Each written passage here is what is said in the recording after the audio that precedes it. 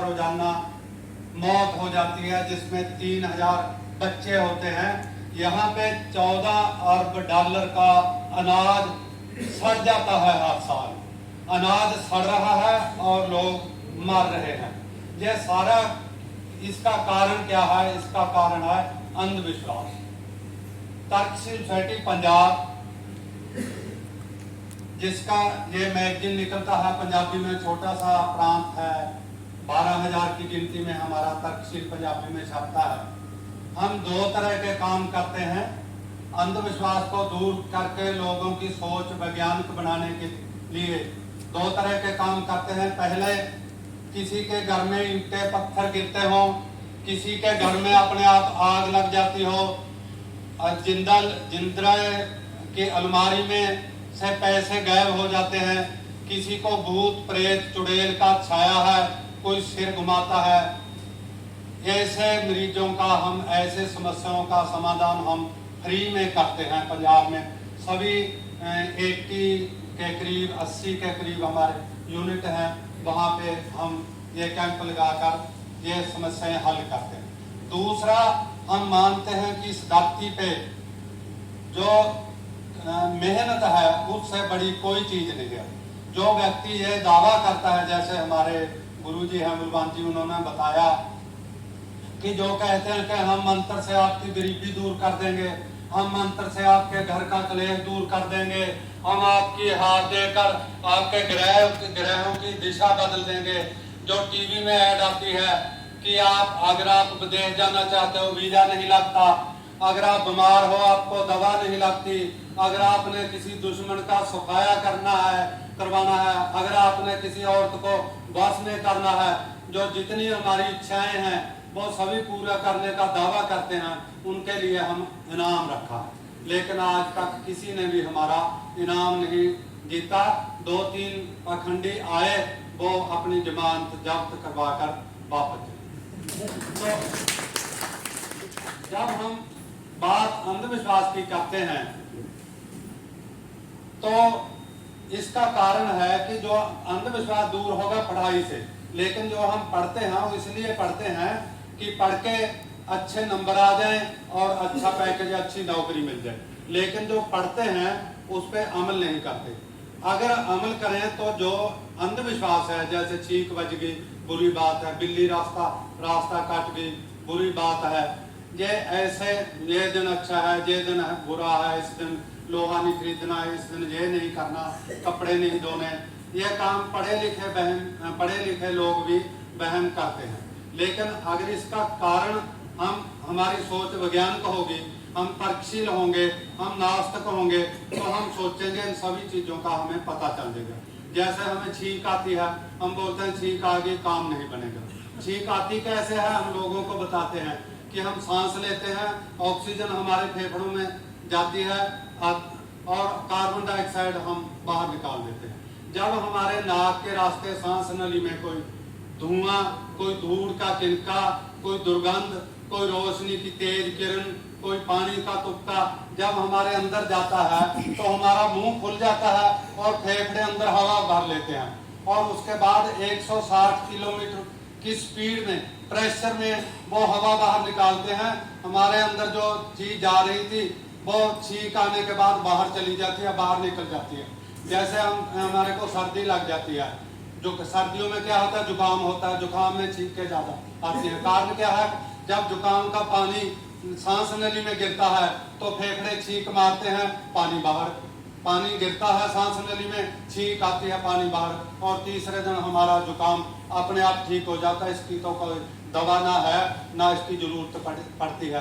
अब आप देखो कि इसका छींक आनी अच्छी बात है या बुरी बात है। दूसरा, बिल्ली रास्ता काट जाए तो काम नहीं बनेगा। बिल्ली क्या है? बिल्ली डरने वाला जानवर है, सीधा रोड पे, गली पे, रास्ते पे नहीं चलती, वो एक घर पे जाती है, दूसरे घर इधर उधर जाती रहती है, तो उसका काम नाम बनने का कोई कारण ही नहीं है। हाँ, ये बात तो है, जब ये बातें चली उस समय इसकी जरूरत थी। जब ये बात चली, कोई औरत घर से निकली, पड़ोस में किसी के घर जाना है, जब देखा बिल्ली इधर से इधर चली गई, इसका मतलब बिल्ली ने रास्ता काट दिया। वो सोचती थी बिल्ली फिर रही है, एक दफा रसोई में नजर मार के आऊं, कहीं कोई दूध वगैरह खाने वाली चीज तो नहीं पड़ी, तो वो जाके आगे नहीं जाती थी, पीछे देखकर फिर आगे जाती थी। इसलिए बिल्ली रास्ता काट दे इसको बुरा माना जाता है। लेकिन अब क्या है, मैं न्यूजीलैंड में 6 महीने रहा, हर घर में एक बिल्ली है, वो इकट्ठी हो जाती है 5-6। सारा दिन जब हम सैर करने जाते थे 8-10 बिल्ली रास्ता काट देती थी। वहां पे हर काम बिना पैसे के, बिना सिफारिश के, और इतनी जल्दी बन जाता है। पासपोर्ट अप्लाई करो हमने, तीसरे दिन घर में आ जाता है, क्योंकि बिल्ली के रास्ता काटने से कोई काम में रुकावट नहीं होती। ऐसे ही बिल्ली मार नहीं पाता है, अगर मर जाए तो हरिद्वार पंडित को सोने की दान करनी पड़ेगी। इसका कारण क्या है, बुजुर्गों ने क्यों ऐसा डर पाया, क्योंकि बिल्ली की खुराक चूहा है। अगर लोग बिल्ली को मारकर खा जाते तो चूहे हैं जो हमारा फसल भी खराब करते हैं, और जो प्लेग की बीमारी फैलती थी वो भी उसके ऊपर एक पिच्छू होता है, उससे फैलती है। तो चूहे मारने की तब दवा नहीं थी, इसलिए बिल्ली मारने का डर था। समय कम है, हमारा जब कार्यक्रम करते हैं हमें 2 घंटे लग जाते हैं, मैजिक भी दिखाते हैं, इसलिए मैं ज्यादा उदाहरण नहीं देता, एक दो उदाहरण से ही काम चलाना चाहूंगा। जब हम तो मैं देता हूँ, हमने कहा बोला मेरी बुआ जी में प्रेत आता है।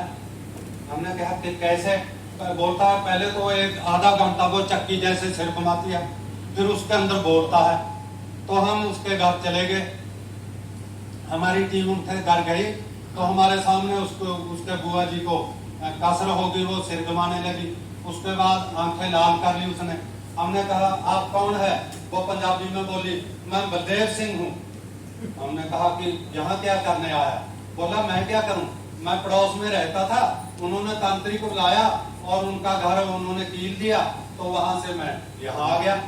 हमने बोला कि हम यहाँ से हम आपको भगाने आए हैं। बोला मेरे को यहाँ से कोई नहीं भगा सकता, चाहे आपको कोई सीनियर है उसको भी ले आओ, मेरी 2 शर्तें हैं, अगर वो पूरी हो जाए तो मैं यहाँ से चला जाऊँ, नहीं मेरे को भगाने वाला इस धरती पे कोई नहीं है।